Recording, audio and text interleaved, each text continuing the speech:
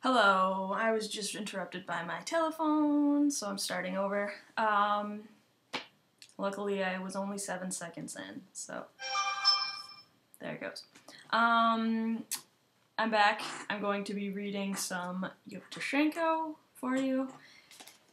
Let's begin. This poem is called Colors. Colors. When your face appeared over my crumpled life, at first I understood only the poverty of what I have. Then its particular light on woods, on rivers, on the sea, became my beginning in the colored world, in which I had not yet had my beginning. I am so frightened of the unexpected sunrise finishing, of revelations and tears and the excitement finishing. I don't fight it. My love is this fear. There goes my phone. Sorry about that. I nourish it who can nourish nothing. Love's slipshod watchman. Fear hems me in. I am conscious that these minutes are short and that the colors in my eyes will vanish when your face sets. So let's talk about this poem, Colors, okay? I'm going to do this line by line in a minute, but first let me just talk about the general what I get from this poem, okay, he's talking about love, the universal experience of love, okay, and it's clear that in his writing of this, he has, at this point in his life, come to grips with the fact that the love that he's talking about in this specific piece is not, eternal. It's not necessarily fleeting is probably not the right word, but he understands that. So when he talks about, let me pull this out just for a moment. In the middle of the poem, he says, I don't fight it, my love is this fear, okay? I nourish it who can nourish nothing. So he understands that love is a freaky thing, right? He, instead of fighting against the maybe fear that it's causing, he's like, okay, I love this fear that it's causing in me. He's appreciated it. This is obviously, he's been through this enough times that he's like, okay, there's no use fighting against it, although this is a terrifying thing. I'm just gonna, embrace it, if you will. So let's start at the beginning. When your face appeared over my crumpled life, at first I understood only the poverty of what I have, okay? So now he's talking about somebody that's coming into his life, right? Some new, soul or being that's obviously impacted him. His life is in shambles. Maybe it's not exactly what he wants it to be. This is causing him, right? Okay, this is causing him to look at, to take a different perspective on his own life, okay? So, you think about when that happens, somebody new comes into your life, and this is maybe somebody that kind of shocks you, or like really, catches you in a way that you really do start to kind of almost turn around and look at your own life from a different perspective. Because oftentimes what you'll do is maybe look at your life from what you can try your hardest to assume that this new person is seeing when they look at you, right? And they look at your life and maybe your situation, your experiences, past, present, future, current, whatever, okay? So that's what I get from him talking about this in the first bit. So then he moves on to this. Then its particular light on woods, on rivers, on the sea, became my beginning in the colored world, okay? Now that's, a key thing to note right there is this poem is called Colors, okay? He brings this up in the, 7th line down. He says, became my beginning in the colored world. So now he's talking about the world, how his world maybe has been impacted by this new person coming into his life, okay? The colors, he's talking about the brightness, the depth of, the spectrum, if you want to talk about like a rainbow spectrum, and the broad kind of like gleam, fluorescent, brightness, but but with the depth, okay? You've got purple, which is a dark color. You've got blue, which is a dark color. You have the bright colors like yellow and lime green, and then the neons and fluorescence and stuff. So he's talking about all of the depth of things that this person's bringing in the colored world. All right, so let's also talk about here, we're going to go back to the beginning when he says my crumpled life, right? When your face appeared over my crumpled life.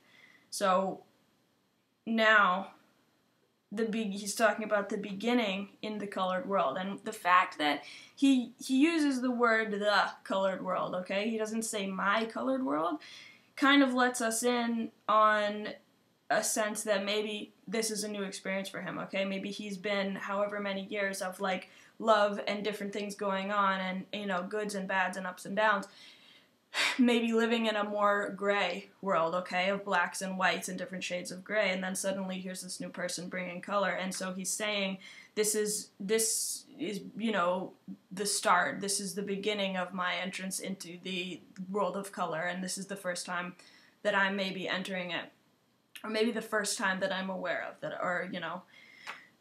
So let's move on.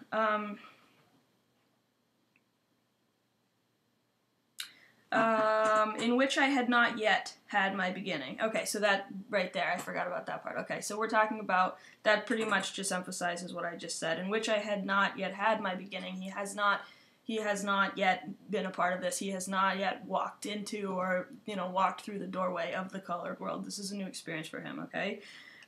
He then moves on to say, I am so frightened, I am so frightened. Okay, he repeats that twice, so obviously that's important right there. He doesn't just say it once.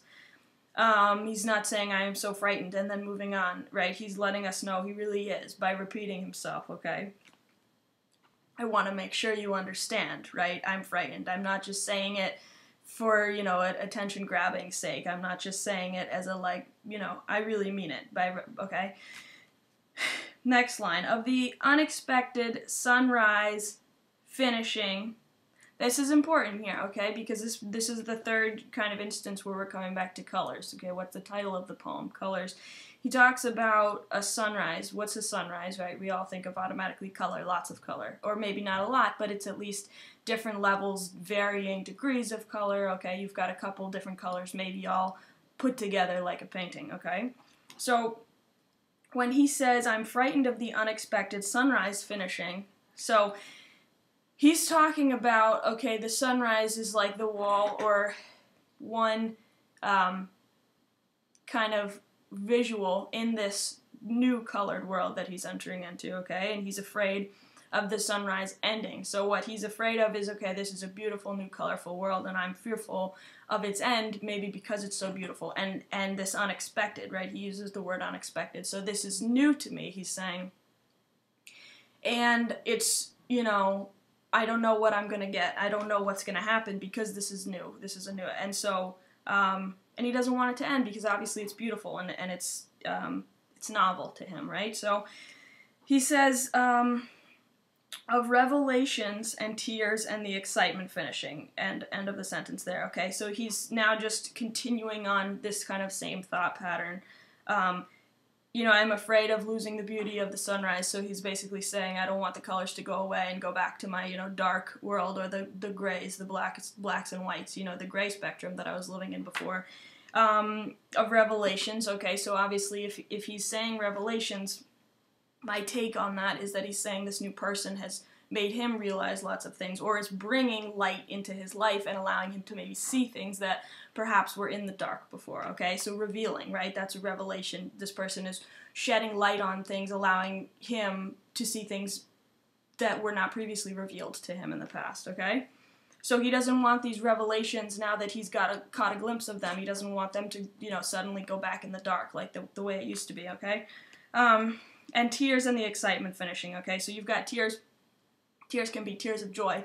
Tears can be tears of sadness and pain and anguish, but oftentimes, you know, how cathartic is that? If you have tears of you know, a broken heart, or of miscommunication or something like that, and how good that can feel as a release, right? The release of toxins when tears come out. And not only that, but the expression, you know, kind of reminder to self that you're a real human, that you're alive, that you feel feelings, that you are capable of feeling things, and then, you know, to let you know that something might be more important in your life than you thought it was, right, if tears are occurring. And the excitement finishing. So that's obvious, right? This new thing that's going on with the love and the colors and the new person, it's exciting, and he doesn't want this excitement to end. He doesn't want to go back to, you know, maybe the dullness of what it was before, okay? What his life was before. And then we're finishing up the poem right now, okay? I don't fight it. My love is this fear. I nourish it who can nourish nothing. Love slipshod watchman. Let's break this down because this is interesting here. This is 3 lines.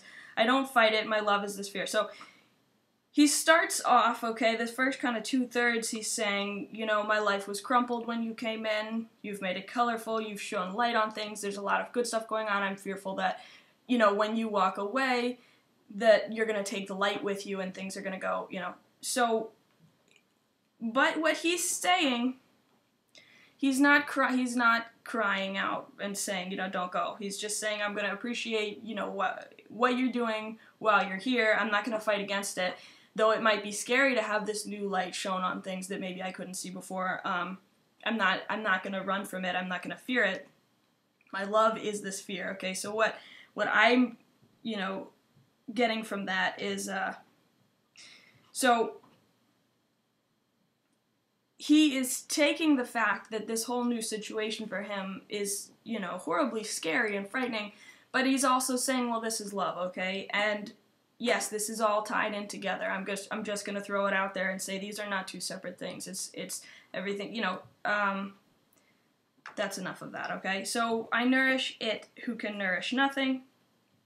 Love, okay, so he's now talking about I nourish it. What he's saying is, nourishing the fear, okay, you think about fear, it's a weak thing. Fear is, you know, fear, it's anxiety, it's like, ooh, I can't, and I'm not good enough, and I don't, you know, the unknown is coming, and what if something bad happens, and I don't know it, so maybe something, right, fear, and so he's nourishing the fear, he's telling the fear it's gonna be okay, it's alright, you know.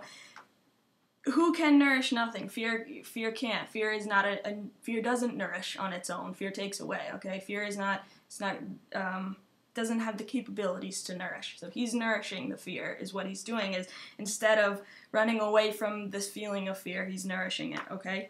And he's obviously able to, because whatever he gets from his self and his own strength and these new feelings of love that are coming into his life, he's using that in his, to his advantage, and, you know, to nourish the fear, okay? So instead of, all right, you got that. Loves slipshod watchman, okay? So I think, you know, he's maybe talking about fear again there, all right? Fear is watching out, so maybe fear is there saying, be careful, you don't know what, you know, this is something new, you don't know what you're getting into, this is the unknown, okay? Be wary, be mindful. So it's a watchman, right? Fear is, you know, watching out for him to its best ability. Obviously, a lot of times fear is, you know, overly watchful. But it's doing the best it can do, okay? Slipshod, that's why you have fear being described as the slipshod watchman, all right? Last bit here. Fear hems me in, okay? This is strong because this is an entire sentence in itself. Fear hems me in, period, okay? That really right there talks about the strength of fear, okay? Hems me in. What does that mean? It's stitching him up. He's talking about fear, you know, you think about being so afraid that you just close up, right? You shut down, you close off, you kind of go inward, hibernate, isolate. That is, you know, when he's saying fear hems me in, right? You imagine taking a needle with the thread, right, and stitching up, you know, stitching yourself closed, you know, in a little cocoon or something like that, right? And here we go, the last 3 lines. I am conscious that these minutes are short, and that the colors in my eyes will vanish when your face sets, okay? So it's kind of all right, what he's saying here, I am conscious that these minutes are short, so this is what he's been talking about earlier when he says, you know, although I'm frightened, I don't fight it, right? he's saying, I understand he's been short. So I understand love doesn't last forever. This is a new person that's coming in.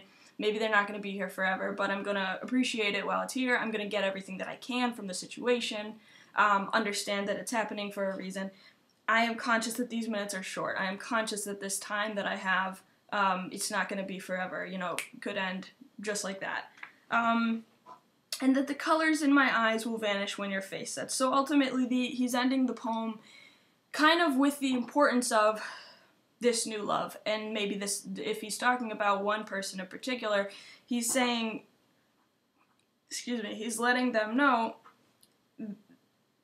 what exactly their importance is to him, and saying that it's such that the colors in his eyes, you know, will cease to be when your face sets. So he's explaining this person as, you know, a beautiful, colorful sunrise, and when they go down, and when they leave, you know, when they are no longer, you know, in his kind of presence or whatever space, the colors in his eyes will vanish, okay? So what that means is, you know, my world's going to go back to black and white. My world's going to go back to grayscale when you are gone. So ultimately, it's a short poem, right? It's little. And he's talking about, it's nice, it's concise, right? He's using some good metaphors there, to talk about